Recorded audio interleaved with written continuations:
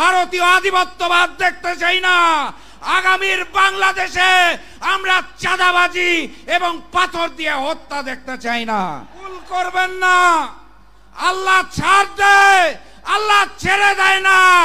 নতুন করে আওয়ামী লীগের স্লোগান তুলে ধরবেন না, আপনাদেরও জনতা বাংলাদেশ থেকে বিতাড়িত করে দেবে।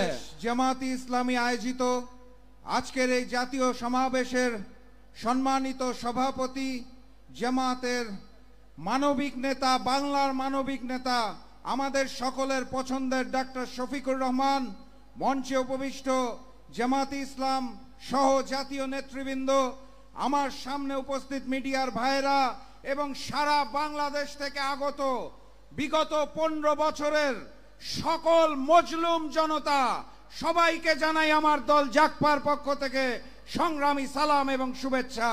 আসসালামু আলাইকুম।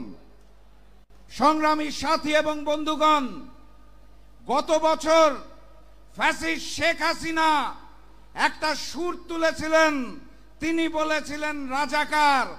সেই এক আন্দোলনে দিল্লির তিলকওয়ালী মুখ্যমন্ত্রী ফ্যাসিস্ট শেখ হাসিনাকে বাংলা ছেড়ে দিল্লি পালিয়ে যেতে হয়েছে। নতুন করে আবার রাজাকার শব্দটা উত্থাপন করা হচ্ছে। ইতিহাস থেকে শিক্ষা নিন, ভুল করবেন না। আল্লাহ ছাড় দেয়, আল্লাহ ছেড়ে দেয় না। নতুন করে আওয়ামী লীগের স্লোগান তুলে ধরবেন না, আপনাদেরও জনতা বাংলাদেশ থেকে বিতাড়িত করে দেবে।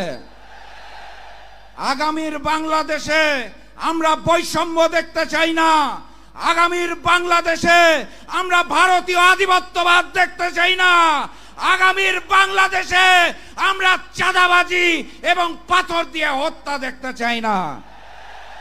সংগ্রামী সাথী এবং বন্ধুগণ, বাংলাদেশ জামায়াতে ইসলামী থেকে যে 7টি দাবি দেওয়া হয়েছে, পিআর পদ্ধতিতে নির্বাচন সহ প্রবাসীদের ভোট, সকল দাবির প্রতি জাতীয় গণতান্ত্রিক পার্টি জাগপার পক্ষ থেকে সমর্থন ব্যক্ত করছি।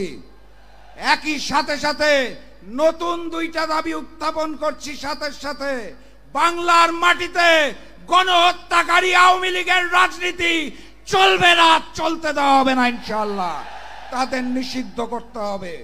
সর্বশেষ দাবি, ওই যে ভারত থেকে পুশিন হচ্ছে, সীমান্তে হত্যা হচ্ছে, আমার দেশের ভোটের ফলাফল অতীতে ওখান থেকে নির্ধারণ হতো। একত্রিত হতে হবে, সকল মজলুম এক হবে। বাংলার মাটিতে ভারতীয় আধিপত্যবাদ এবং আগ্রাসনকে আমরা আর মেনে নেব না ইনশাআল্লাহ।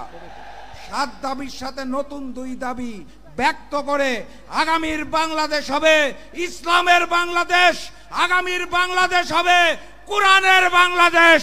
এই আশাবাদ ব্যক্ত করে আজকের মতো বিদায় নিচ্ছি।